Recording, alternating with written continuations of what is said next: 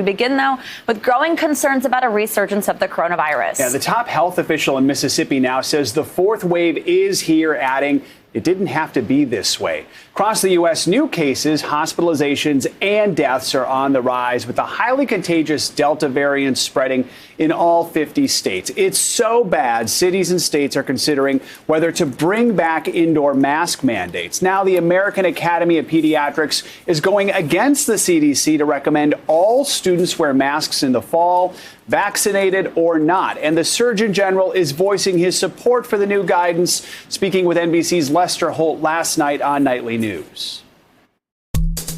What we've learned during this pandemic is that masks are an effective strategy for preventing the spread of infection, and especially for kids who are younger, especially for kids who are not vaccinated. And now, worry on Wall Street. The Dow suffered its worst drop of the year over fears of a COVID resurgence. We have it all covered for you this morning. Pediatrician Dr. James Wood is standing by with what parents need to know about that new school guidance. First, though, I want to bring in NBC News correspondent Ron Allen. He joins us from Jersey City, New Jersey, outside one of the city's largest summer public school programs. So, Ron, let's dig into that new guidance from the American Academy of Pediatrics. Why do they say all students should mask up in the fall, not just the unvaccinated? And how does that differ from what the CDC has been recommending? Well, what everyone's big concern is about how to get kids back into school safely, because so much school time was lost last school year because of the pandemic. The CDC is basically saying that this should be a local decision by local school boards, local communities, based on the number of variables about how bad the COVID situation is there or is not in that particular place. The Academy of Pediatrics, however, is saying that every student over age 2 should be masked, whether they're vaccinated or not. And of course, a big concern is that there are some 48 million students under the age of 12 who are not eligible to be vaccinated. The statement says from the Academy of Pediatrics that it recommends universal masking because a significant portion of the student population is not yet eligible for vaccines, and masking is proven to reduce transmission of the virus and to protect those who are not vaccinated. Not just students, but of course teachers and staff as well are in this calculation of whether to mask up or not. Joe? So, Ron, how are parents reacting to these conflicting recommendations? Well, as you might imagine, there's a lot of discussion about this. It's obviously a huge concern for parents, for communities, for everyone, because, again, this is the spread of the Delta variant. The numbers are rising in some communities. Here in New Jersey, we spoke to some parents. Here's some of what they had to say. Generally, they were supportive in most cases of masking, but not all. Take a listen. Be safe, yes. With the right amount of research that we'll do on our own, we'll make that decision. And if it's something that is out of our hands, then we'll just choose to go elsewhere. And as you heard, a lot of parents want to make this decision by themselves. They don't want to be told or dictated what they have to do in school. But again, there's going to be a lot of discussion here and across the country about what every community, what every school thinks is best for themselves. Joe? And Ron, we have also mentioned some states are considering reinstating indoor mask requirements. We know that's happening in LA County. Where does New Jersey, where you are, where do they stand on that? Well, the governor here is against the idea of mandatory masking because of the vaccination rate in this state being relatively high as compared to some states in the South, for example, where the rates are relatively low. Here's what Governor Murphy had to say about the issue of masking. Take a listen. Our strong preference is to not go back. We are among the most vaccinated states in the country, and that's a huge positive. We need more folks to get vaccinated. We are still doing many thousands of first vaccines a day. We need that to at least stay that way, if not pick up. So we're halfway through the summer. School starts in September in most places, and the debate will rage on. Joe? All right, Ron Allen. Ron, thanks so much.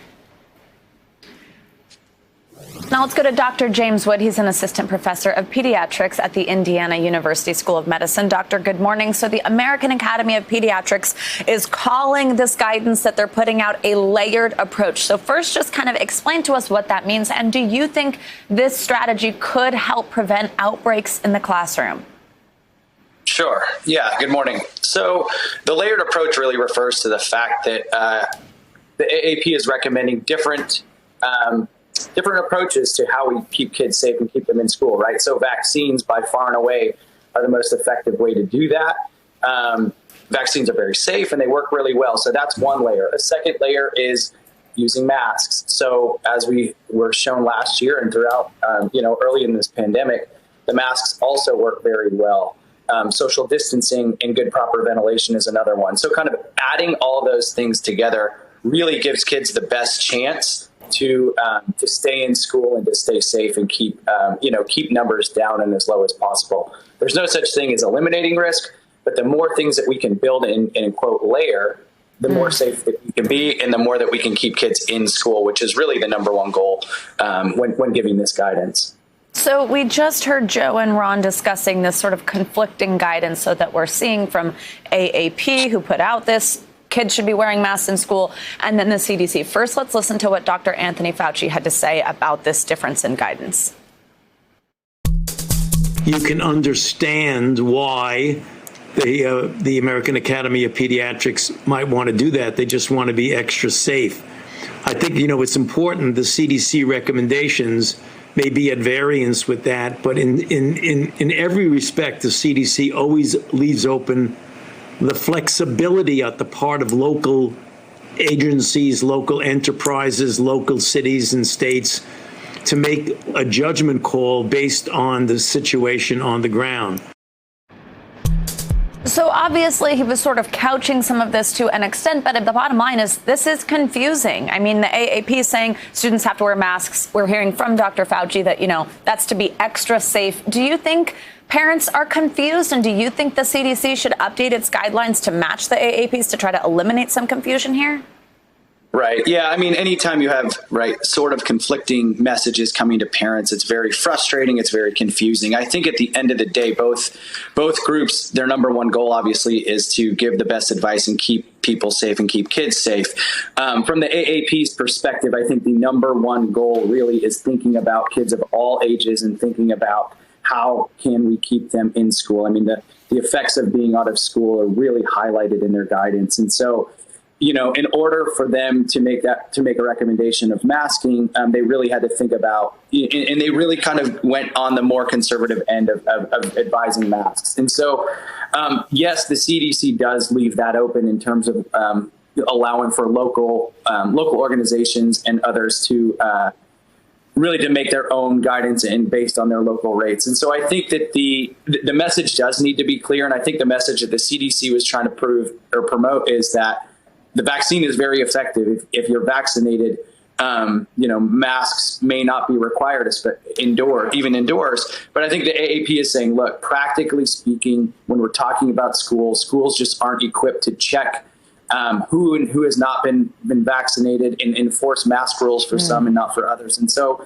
it almost comes down to really a practical, in practice, how do we actually make this run? And at this point right now, that's universal masking. That's the best way that we can ensure that kids are staying in school. So although they seem conflicting, and I know it's really frustrating for parents and others to hear different messages, I think that the overall arching guidance is vaccines work, masks work. If we're trying to keep kids in school, we just got to do both at this point. All right, Dr. James Wood offering a little clarity here. Thank you so much. Good to see you. The billionaire space race resumes today, just 9 days after Richard Branson's historic flight. It's another big step towards space tourism. Yeah, later this morning, Amazon CEO Jeff Bezos, the world's richest person, will be launched into space. He'll be making the trip on his Blue Origin rocket along with 3 other crew members. Now, unlike the Virgin Galactic vehicle, Blue Origin's New Shepard rocket will fly autonomously, controlled entirely by crews on the ground. We have a team with us to cover this historic launch. NBC News correspondent Morgan Chesky's in West Texas and Space.com editor-in-chief Tarek Malik. Good morning to both of you. So, Morgan, I'll start with you there on the ground near that launch site in Van Horn, Texas. Tell us a little bit about this crew. We've got the Bezos brothers and 2 others, the oldest and youngest people ever being launched into space. And tell us how they've all been prepping for this journey. Yeah, lots of preparations underway. Joe, Savannah, good morning. And the countdown is upon us. So we are just under 2 hours until this incredible moment set to take place in the West Texas desert. We do know that overnight that rocket was rolled out onto that launch pad here about 20 to 25 miles north of where I'm standing outside the town of Van Horn. It was fueled up to get it ready for that 62-mile high trip above planet Earth. We know that over the past 48 hours or so, that crew of 4 has undergone various rehearsals and training to make sure that they're ready when they get inside that capsule so that everything feels as natural as possible. We know that there will not be a pilot on board. It will be controlled entirely from the ground. Blue Origin has said repeatedly that they have safeguards in place for the upcoming flight. Hear what Bezos had to say about this journey skyward that's set to take place in less than 2 hours. In order for space travel to really build the infrastructure so that maybe Oliver, the young people today, the next generation, how are they going to use space? Today, getting into space is so expensive that you can't do very many interesting things in space. It's just a small number of things you can do. They will invent new things to do. It's the job of this generation to build that infrastructure. And of course, people said, look, we have so many problems here on Earth, and they're right.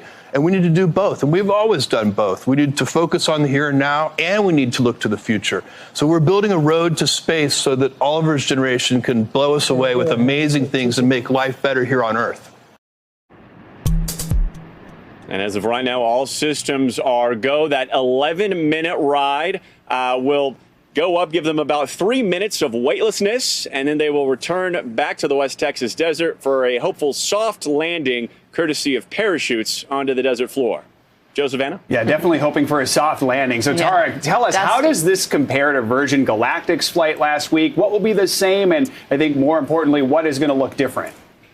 Well, these two vehicles, Blue Origin's New Shepard spacecraft and Virgin Galactic's Spaceship Two, are very, very different. Where Virgin Galactic has a space plane launched from the air, Jeff Bezos has an actual rocket. This was originally to me, no? That launches to the up to suborbital space and then back to the ground. What we're going to see is we're going to see these 4 civilians walk inside their space capsule, launch vertically. They're going to go higher than Richard Branson did, about a dozen miles higher. They're going to cross this Van Karman line, this recognized boundary for space for sure. They'll get 3-4 minutes of weightlessness, and then they'll come back to Earth. Which is very exciting. Morgan, tell us a little bit about what we'll actually see there. Walk us through how this is going to play out in the timeline this morning. Yeah, well, that is a very good question. We have had some cloud cover the past few mornings here in the West Texas desert. We do know that my colleague Tom Costello is just a few miles from that actual launch site. He'll have a pretty good view if the skies open up. And we should also be able to potentially see that rocket go into the sky here at 9 a.m. Eastern time. That's when they will take off. So, again, a short ride. It remains to be seen how much we'll actually be able to witness from our vantage point here. But if the clear sky is behind me when the sun comes up, it could be quite a show. Joe, Savannah? All right, Morgan and Tarek, we are looking forward to that show. Yep, and we'll bring you full coverage of the launch later this morning right here on Morning News Now. Stick with us. Minority Leader Kevin McCarthy announced the 5 Republican congressmen named to serve on the House Select Committee investigating the deadly Capitol riot. Congressman Jim Banks of Indiana will serve as his ranking member. The other picks are Representative Rodney Davis of Illinois, Jim Jordan of Ohio, Kelly Armstrong of North Dakota, and Troy Nehls of Texas. Speaker Pelosi announced her picks at the beginning of this month. Congressman Benny Thompson will chair the group, and you can see the others there. The first hearing about the events around January 6th is in just 1 week from now. Let's bring in NBC News Capitol Hill correspondent Leanne Caldwell. Leanne, good morning. So first, let's just start with this fact. 3 of Leader McCarthy's picks voted against certifying the election. Talk us through the thinking behind these choices and what the reaction's been like so far. Good morning, Savannah. So we didn't even know if McCarthy was definitively going to name Republicans to this select committee. It ends up that he did. He points out that 2 of the members did vote to certify the election. So he he says it is a good mix of people in his conference. I spoke with him yesterday, and let's listen to what he said. You've got a mix from the entire conference, right? So people who objected, people who didn't object. Did Donald Trump sign off on this as your ranking member? I've never talked to Donald Trump about this. He insists that he did not speak to the former president about his choices, despite meeting with him up at Bedminster just last week. So I also asked Leader McCarthy what the mission is going to be for Republicans, because they could try to derail this whole thing. He said that his goal is to ensure that Capitol Police and the Capitol building are never treated like that again, Savannah. And Leanne, can Speaker Pelosi veto these names? Speaker Pelosi wrote in the legislation that she can, in fact, veto the people that McCarthy chooses. She has given no indication that she plans on doing so, but we will hear from her today, and that's definitely a question we're going to ask her, Savannah. I'm sure it is. Leanne, if you'll be there. All right, now Senate Majority Leader Chuck Schumer is pushing for a vote on the infrastructure bill tomorrow. This is this bipartisan group that's been working. He gave this deadline of Wednesday. He wants to stick to it. Where are we at with that? That's absolutely right. Schumer has not backed down on this timeline, even though many of the Republicans in this working group are saying that they're not going to vote for it unless the legislative text is done and the nonpartisan Congressional Budget Office has given an indication of how much this is going to actually cost and how much if it will actually be paid for. And these are some metrics that Republicans are demanding. So we're set to see a showdown on the Hill tomorrow in the Senate if this vote does really take place. And if it fails, then they're going to have to reassess and figure out how to move forward. I don't think it's going to be detrimental to the overall negotiations if this vote does fail, but it's going to be an extremely challenging path forward if it does, Savannah. All right. And finally, Leanne, Georgia Congresswoman Marjorie Taylor Greene has been temporarily suspended from Twitter. Again, what happened this time? Yeah, so she sent out a couple controversial tweets once again about the COVID vaccine, questioning their legitimacy and questioning the impact of COVID on people. And so what Twitter has done, they say that it has violated their COVID misinformation policy. They have put a warning label on her tweet, and they have set her account into read-only mode for 12 hours, Savannah. All right, Leanne Caldwell, so much to watch for on the Hill. Thank you for walking us through it. I'll see you soon. New questions this morning over the safety of the Tokyo Olympics as COVID cases among athletes continue to balloon. So far, at least 71 people involved with the games have tested positive, including a member of the U.S. gymnastics team. This morning, Olympics officials are facing tough questions about the future of the games. NBC News Now correspondent Isa Gutierrez joins us with the very latest. And Isa, first I want to ask, what is the latest with the Team USA gymnastics team so far? We know one athlete, an alternate on that team, has tested positive. What can you tell us? Hey, Joe, good morning. Yeah, Kara Akers, she's an alternate on the women's gymnastics team. She's currently quarantining at a hotel in Tokyo after testing positive for COVID-19. She was fully vaccinated when she arrived in Tokyo. She's currently asymptomatic, although she did test positive. And we know that her fellow alternate, Leanne Wong, is also currently in isolation at that hotel, although she has tested negative. Joe? Of course, we hope those two alternates are doing well and stay healthy. A lot of folks are also asking, what about Simone Biles and the rest of the team? What steps are they taking to try and make sure that they're safe and that they can compete?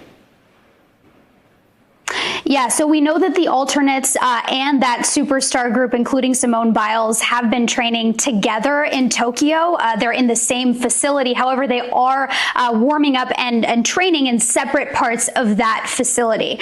We're told that the USA Women's gymnastics team is not staying at the Olympic Village like many of the other athletes are. They're actually staying at a hotel. Gymnasts like Biles are in their own individual rooms. We also know that the coaches coaches are wearing masks. They say that they're practicing social distancing whenever possible. There was some concern when there were some social media posts in the last few days with these athletes seemingly in close proximity without wearing masks. However, there haven't been any other positive tests as far as we know in this group, aside from those alternates that we talked about. Joe. And that move to the hotel may prove to be a smart one. Now, in the wake of all this, the president of the Tokyo Olympics was questioned by the media this morning about dwindling public support for the Olympics. What did he have to say? Yeah, this morning he apologized, first of all, for that increasing frustration when it comes to the Olympics in Tokyo. He was also asked whether or not the games would have to be canceled or at the very least postponed. He didn't really give a definitive answer on this. He just said that they would continue to monitor the number of positive COVID-19 cases among the athletes. Joe. All right, Isa Gutierrez. Isa, thanks so much. As we were just discussing, anticipation is building this morning as Jeff Bezos and his crew prepare to blast into space.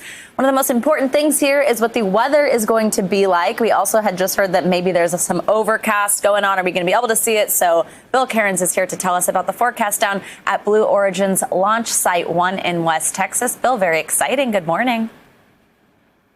Yeah, good morning. It kind of brings us back to like the shuttle days. There's certain criteria we have to meet, and if they don't have ideal conditions, they're not going to take any chances. So the number one things are you can't have problems with like lightning and stuff like that. So let's get into it. First with the radar. You don't want rain. You don't want thunderstorms. They purposely have this in West Texas. There's nothing on the radar. It's as clear as it goes. And by the way, the launch site, you see Van Horn located there on Interstate 10. It's about 25 miles north of Van Horn. That's where the actual launch will take place. So, there'll be some vantage point in viewing from the area, but the people in the Van Horn area where a lot of the media is located, they're looking north and they're seeing clouds right now. So that's what they're concerned with, is how their vantage point in view will be. And here's the picture of the cloud cover in the area. The gray shows you where the clouds are. These clouds are tending to be drifting and exiting to the south. You will notice the blue dot is where launch site 1 is. And some of those clouds are lingering a little bit. There's a little bit of a valley there. It looks like some of that moisture is trapped a little bit. And so there is some cloud cover. It does not appear it's enough cloud cover to cancel the launch.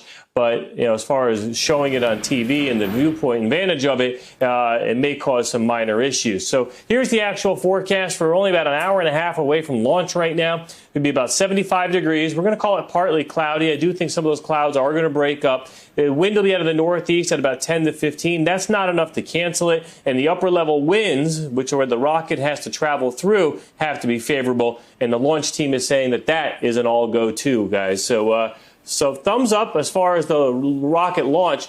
As far as us watching it, we'd still like to get rid of some of those clouds in the next 90 minutes. Yeah, absolutely. Especially because the only way that you can see it is broadcast, basically. They're shutting down the area. It's not something you go see in person. All right, Bill, thank you so much. Very exciting. We'll all be watching. See you in a bit. I know it is. Hey, NBC News viewers, thanks for checking out our YouTube channel. Subscribe by clicking on that button down here. And click on any of the videos over here to watch the latest interviews, show highlights, and digital exclusives. Thanks for watching.